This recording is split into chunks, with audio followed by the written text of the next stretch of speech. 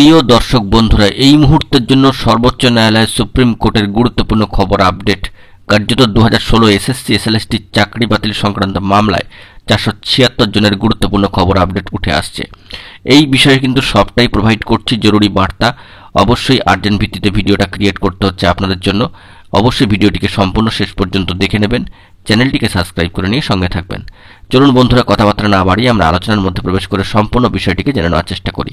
কার্যত সর্বোচ্চ ন্যায়ালয় সুপ্রিম কোর্টের অত্যন্ত গুরুত্বপূর্ণ খবর আপডেট উঠে আসছে আজকের ডেটে দাঁড়িয়ে 2016 এসএসসি এসএলএসটি চাকরি বাতিল সংক্রান্ত মামলায়।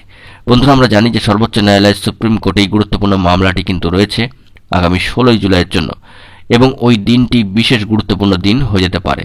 তো সর্বোচ্চ ন্যায়ালয় সুপ্রিম কোর্টে যেরকম এই এসএসসি মামলা রয়েছে, অন্যদিকে মহামান্য কলকাতা হাইকোর্টেও রয়েছে 18 তারিখে আপার প্রাইমারির মামলা। অর্থাৎ এই জুলাই মাস জুড়ে টান টান উত্তেজনা। সর্বোচ্চ ন্যায়ালয় সুপ্রিম কোর্টে এই সংক্রান্ত বিষয় 2016 এসএসসি এসএলএসটির চাকরি বাতিল সংক্রান্ত গুরুত্বপূর্ণ মামলার ক্ষেত্রে একেবারে সর্বোচ্চ ন্যায়ালয় সুপ্রিম কোর্টের তরফ থেকে মহামান্য কলকাতা হাইকোর্টের যে নির্দেশ এসেছিল চাকরি বাতিলের ক্ষেত্রে, তাদের সাময়িক স্থগিতাদেশ কিন্তু রয়েছে।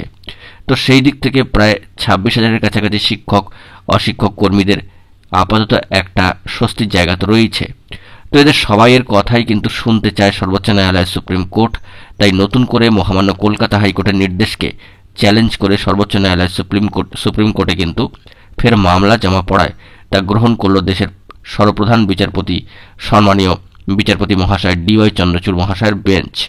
শিক্ষক সংগঠন সেকেন্ডারি টিচার্স অ্যান্ড এমপ্লয়িজ অ্যাসোসিয়েশনের পাশাপাশি আরও 476 জনের মামলা এদিন গ্রহণ করল সর্বোচ্চ ন্যায়ালয় সুপ্রিম কোর্ট শীর্ষ আদালত।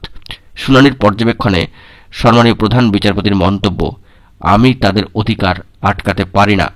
জানিয়ে দেওয়া হলো আগামী 16 জুলাই মূল মামলার সঙ্গে এগুলির শুনানি হবে। বিবাদীদের দেওয়া হলো নোটিশ।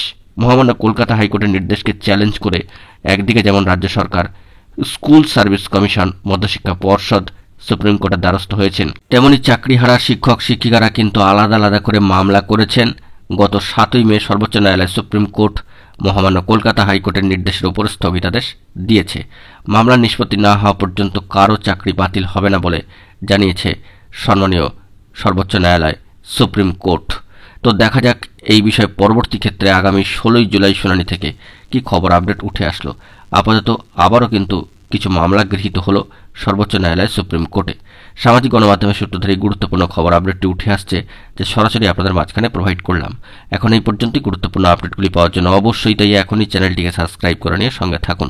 ধন্যবাদ।